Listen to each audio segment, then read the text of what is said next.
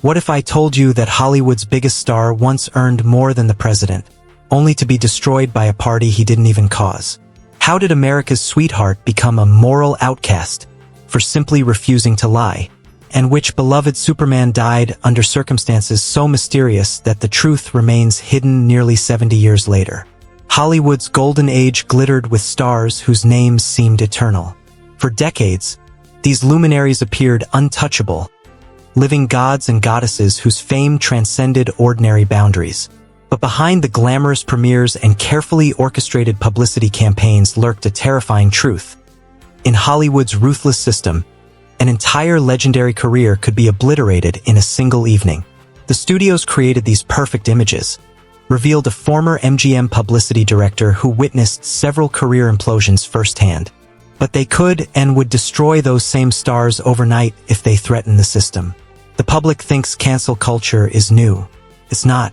Hollywood has always been a place where one mistake could end everything. In 1921, Roscoe "Fatty" Arbuckle wasn't just famous. He was the very definition of Hollywood success, earning an unprecedented $1 million annual salary, equivalent to over $14 million today.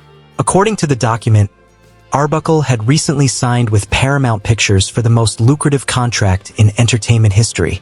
Arbuckle wasn't just successful, he was revolutionary, explained a film historian specializing in silent cinema. Despite his size, he moved with remarkable grace and athleticism. Charlie Chaplin himself admitted that Arbuckle was one of the most physically gifted comedians who ever lived. On September 5, 1921, Arbuckle decided to take a break from his exhausting filming schedule with a small Labor Day weekend party at San Francisco's St. Francis Hotel. Among the guests was a young actress named Virginia Rappe, who became severely ill during the party. For days later, she died of peritonitis caused by a ruptured bladder. Based on statements from another party guest, a woman later revealed to have attempted to extort money from Arbuckle. Police arrested the comedian on manslaughter charges, which were later upgraded to murder. The allegations were sensational. According to initial reports, Arbuckle had assaulted Rappe, causing the internal injuries that led to her death. The public didn't wait for a trial or evidence, said a cultural historian. Within days, Arbuckle went from being America's beloved comedian to being portrayed as a monster. Here's what makes the story truly haunting. The reality was far different. Medical experts testified that Rappe had a chronic bladder condition that could have been aggravated by alcohol consumption. No evidence of assault was found during the autopsy. Most significantly, Arbuckle went through 3 trials, the first 2 resulting in hung juries and the third ending with a complete acquittal. The jury in the third trial took the extraordinary step of issuing a formal written apology to Arbuckle, stating, "Acquittal is not enough for Roscoe Arbuckle. We feel that a great injustice has been done him. There was not the slightest proof adduced to connect him in any way with the commission of a crime." This unprecedented apology came too late. Within days of Virginia Rappe's death, months before any trial would present actual evidence, Will H. Hayes, the newly appointed president of the Motion Picture Producers and Distributors of America, had banned Arbuckle from appearing in films. The speed of Arbuckle's downfall is what makes it so haunting, reflected the film historian. On September 4th, he was one of the most beloved entertainers in the world. By September 12th, he was nationally reviled. His films were banned, and his career was effectively over. All before a single piece of evidence had been presented in court. In 1950, Ingrid Bergman wasn't just a movie star. She was an ideal. With her luminous performances in films like Casablanca, Gaslight, and Notorious, the Swedish-born actress had come to embody a certain kind of feminine perfection. Bergman represented something unique in post-war America, explained a film historian. She projected an image of European sophistication combined with wholesome values. Americans emerging from the darkness of World War II embraced her as a symbol of both grace and moral clarity. While filming Stromboli in Italy under the direction of Roberto Rossellini in 1949, Bergman, then married to neurosurgeon Peter Lindstrom, began an affair with the Italian director. The situation escalated dramatically when Bergman became pregnant with Rossellini's child while still legally married. Rather than hiding the pregnancy or concocting the kind of cover story that studios typically arranged for stars in similar situations, Bergman made the unprecedented decision to acknowledge the relationship publicly. Her refusal to lie was what truly doomed her in America, said the historian. The studios had well-established protocols for handling stars' indiscretions, private arrangements, hushed-up procedures, carefully managed publicity. Bergman rejected all of that. She insisted on living her truth openly, and Hollywood never forgave her for it. The public reaction was swift and merciless. Bergman was denounced from church pulpits across America. Theater owners refused to show her films. Most extraordinary was the reaction from the United States government itself. On April 14, 1950, Senator Edwin C. Johnson of Colorado took to the Senate floor to denounce Bergman, calling her a powerful influence for evil and a horrible example of womanhood. For a sitting U.S. senator to use the formal apparatus of government to attack an individual actress for her personal life was unprecedented, remarked a political historian. Bergman, who had been one of Hollywood's most bankable stars, was effectively blacklisted in America.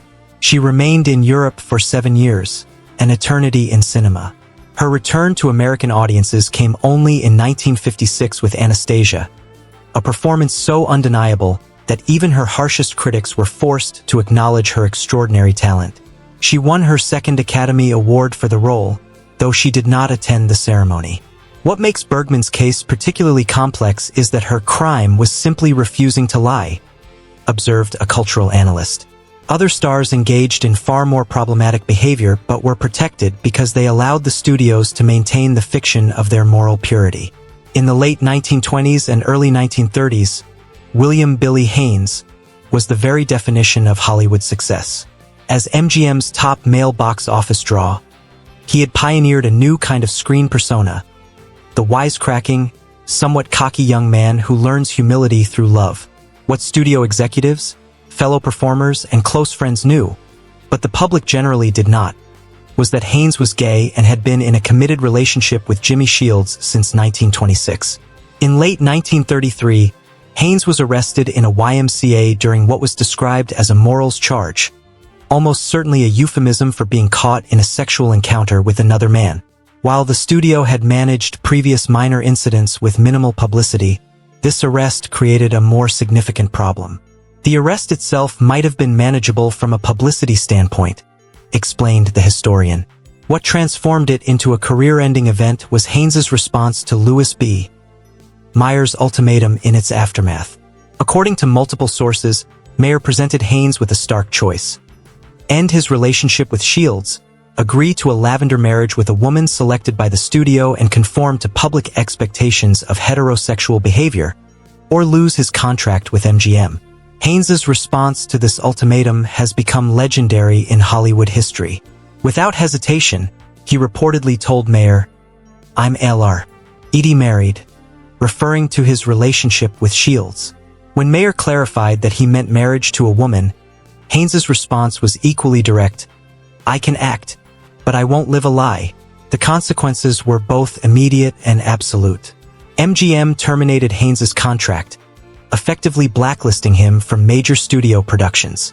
At the age of 34, in the prime of his career and at the height of his popularity, William Haynes was simply erased from Hollywood. Rather than attempting to fight the blacklist, Haynes made a decisive pivot away from entertainment entirely. With Shields, he established an interior design business that would eventually become one of the most successful and influential in the country. Haynes and Shields remained together until Haynes's death in 1973, a 47-year relationship that outlasted virtually all of the studio-arranged marriages of his former peers. What's particularly poignant about Haynes's story is that he never expressed regret for the choice that ended his film career, said an LGBTQ+ historian. When friends would mention what he had given up or the fame he had lost, he would reportedly gesture around at his beautiful home, his successful business, and most importantly at Shields, and say, "I've got all this instead. I haven't lost anything important." These stories reveal a disturbing truth about Hollywood's golden age. The The same studios that created these perfect images would destroy those same stars overnight if they threatened the system. The studios didn't care about justice or truth, explained a historian who has studied Hollywood's darkest chapters. They cared about maintaining the illusion, and if that meant sacrificing even their biggest stars to protect the fantasy they were selling to America, they would do it without hesitation. What's most disturbing isn't just how quickly these beloved figures fell, but how many of them were victims of circumstances that today would be viewed completely differently. Arbuckle was innocent but destroyed anyway. Bergman simply refused to lie. Haynes chose personal integrity over professional survival. In a single night, through a single moment, these legendary performers saw their brilliant careers vanish. Their stories serve as a stark reminder that in Hollywood's ruthless golden age, fame was never as secure as it appeared, and one mistake, one truth, or one act of defiance could end everything forever.